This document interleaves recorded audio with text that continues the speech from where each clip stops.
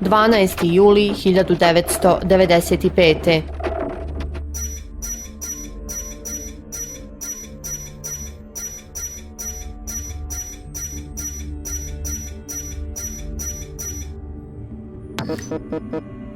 Snage bosanskih Srba, uključujući vojnu i lokalnu policiju, naoružane oklopnim vozilima i artiljerijom, zauzele su položaj duž puta Bratunac-Milići s namjerom da presretnu kolonu.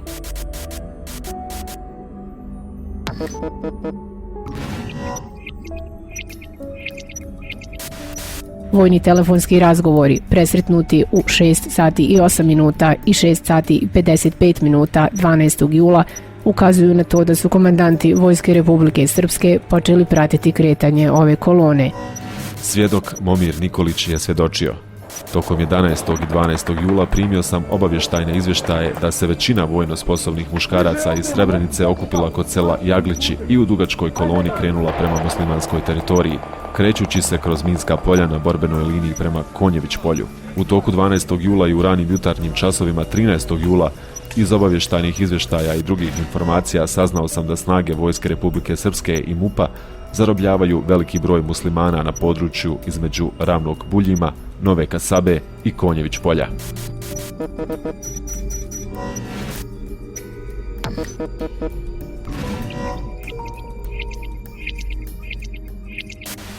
General Vojske Republike Srpske Milenko Živanović potpisuje naređenje Drinskom korpusu da obezbijedi sve autobuse i minibuse koji pripadaju Vojsci Republike Srpske.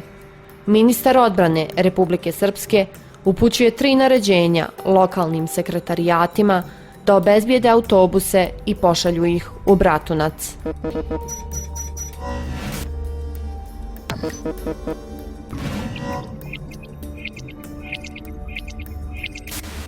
Vojska Republike Srpske je granatirala 4 UN osmatračnice u Žepi. Specijalni predstavnik generalnog sekretara je ukazao u svom izvještaju da postoji stvarna zabrinutost da bi Žepa mogla biti sljedeći cilj bosanskih Srba. Zaključio je da ukrajinski vojnici iz sastava UN-a sa samo 120 vojnika neće moći pružiti veći otpor ako Vojska Republike Srpske napadne enklavu.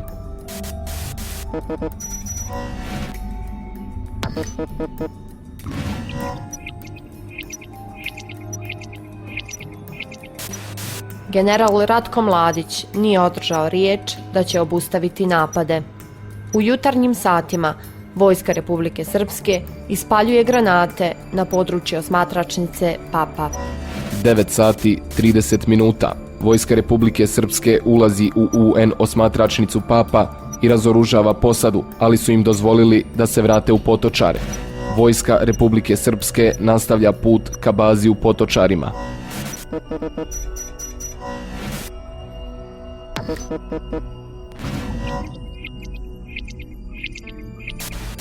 Prije sastanka ispred hotela Fontana sastao sam se sa potpukovnikom Vujadinom Popovićem, načelnikom bezbjednosti Drinskog korpusa, i potpukovnikom Kosorićem, načelnikom za obavještajne poslove Drinskog korpusa.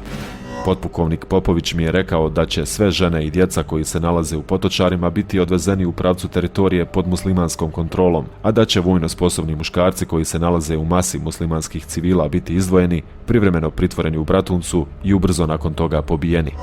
Rečeno mi je da je moj zadatak da pomognem koordinirati i organizovati ovu operaciju. Potpukovnik Kosorić je ponovio ovu informaciju, te smo prodiskutovali koje su lokacije pogodne za pritvor muslimanskih muškaraca prije pogubljenja. Potpukovnik Popović i Kosorić su sa mnom razgovarali i o mjestima pogubljenja privremeno pritvorenih muslimana u Bratuncu, te smo prodiskutovali 2 lokacije van grada Bratunca.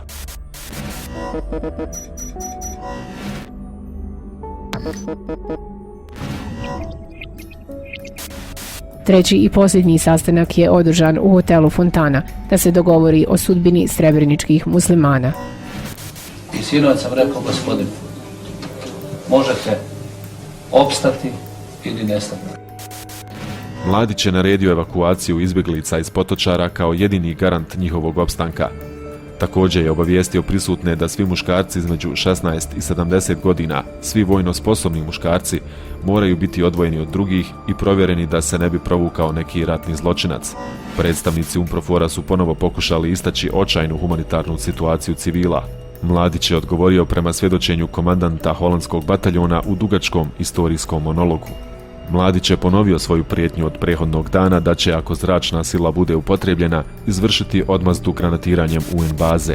Zahtijevao je od komandanta holandskog bataljona da obezbijedi dizel gorivo kako bi se olakšala evakuacija. Komandant je odgovorio da nema dizel goriva za vojsku Republike Srpske i tražio da stavi po jednog UN vojnika u svaki od autobusa koji će evakuisati stanovništvo. Mladić se složio i rekao da će evakuacija početi u 13 sati do Kladnja, najbližeg grada pod kontrolom Armije Republike Bosne i Hercegovine.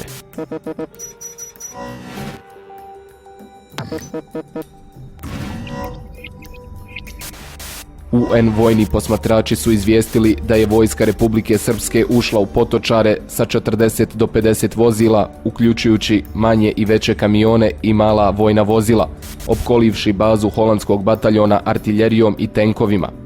Vojska Republike Srpske je opkolila i tvornicu izvan baze, gdje se dan ranije okupilo hiljade izbjeglica. Kao odgovor UNPROFOR su zauzeli položaj okružujući izbjeglice. Stigao je i Mladić u pratnji novinara i TV ekipa. Kamere su snimale scene kako vojska Republike Srpske dijeli kruh i vodu izbjeglicama, a Mladić baca bombone.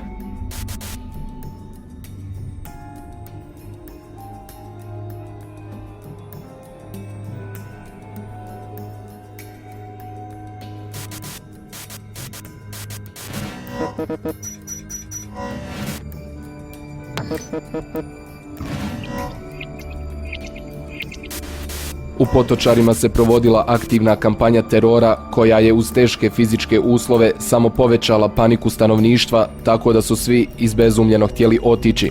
Izbjeglice su iz baze vidjeli vojnike vojske Republike Srpske kako pale kuće i stogove sijena. Međunarodni svjedoci vidjeli su događaje koji su ih doveli do zaključka da su počinjena pogubljenja. Jedan opisuje da je vidio čovjeka koga su tukli kundacima, a onda ga odvukli u jednu kuću. Zatim je čuo jedan pucanj i zaključio da je čovjek ubijen. Drugi svjedoci opisuju pucnjavu i vrištanje, posebno nedaleko od kukuruzišta iza kuće gdje su držani u pritvoru.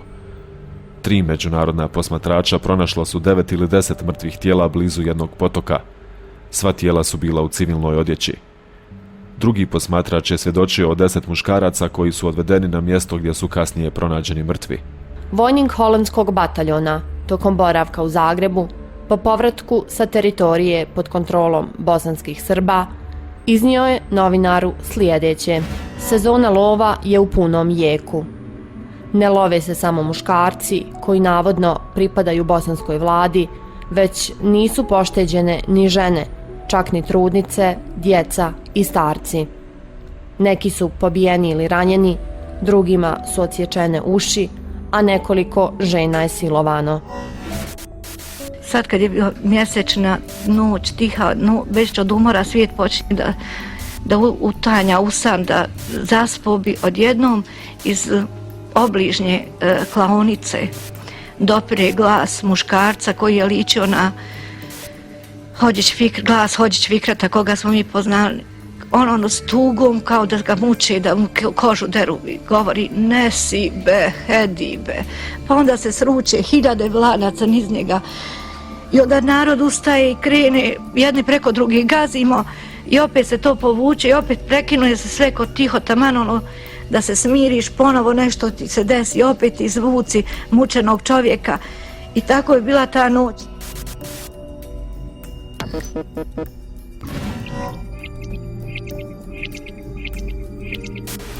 Oko podne počeli su da pristižu autobusi i kamioni.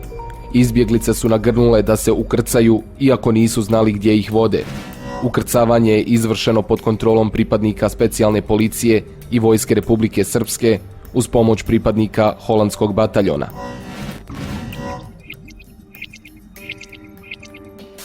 Svjedok, pukovnik Kingori.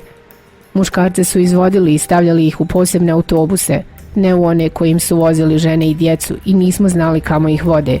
Muškarce koje su izdvojili su vikali: Znate da će nas pobiti, a vi ništa ne poduzimate. Doista im se spremalo nešto loše. Znate, mogli smo to vidjeti. Moglo se vidjeti da je strah bio velik. Plakali su muškarci. Možete zamisliti muškarce kako pred vama plaču i od vas traže pomoć koju im ne možete dati. To je bilo van moje kontrole.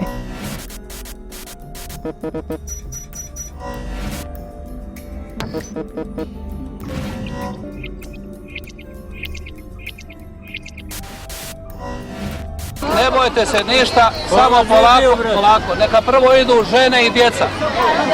Doće 30 autobusa, prebacit ćemo vas prema Kladnju. Odatle ste preći na teritoriju koju kontrolišu Aline snage.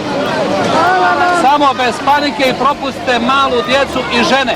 Nemojte da se neko dijete izgubi. Ne bojte se ništa, niko vam neće ništa uraditi. Gorivo za autobuse je izdavala i za njega odgovarala Bratunačka brigada. Na osnovu rukom pisanog zapisnika o izdavanju goriva, najmanje 42 autobusa iz raznih preduzeća iz Republike Srpske stigla su i dobila gorivo u Potočarima. Još 7 vojnih i komercijalnih kamiona također su dobili gorivo 12. jula 1995. Najmanje 400 litara dizel goriva je izdato za prevozna sredstva. 13. jula nastavljeno je izdavanje goriva, pri čemu je još 40 vozila dobilo gorivo. General Ratko Mladić je išao tamo amo, uvjeravajući izbjeglice da im se ništa neće desiti. To je sve bilo u blizini mjesta gdje su vojnici Republike Srpske već počinjali svoj zločinački pir, na raznim lokacijama izvan vidokruga pripadnika UN-a.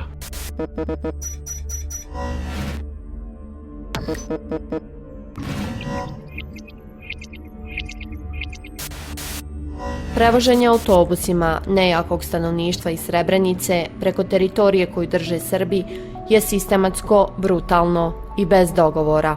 To nije bio spontan poduhvat koji su preduzele Pale, već je on prije bio prethodno planiran i efikasno izvršen kada se uzme u obzir obezbjeđenje autobusa, ruta, ljudstva koje ga je izvršavalo i preciznog rasporeda koji je trebalo slijediti pri transferu stanovništva.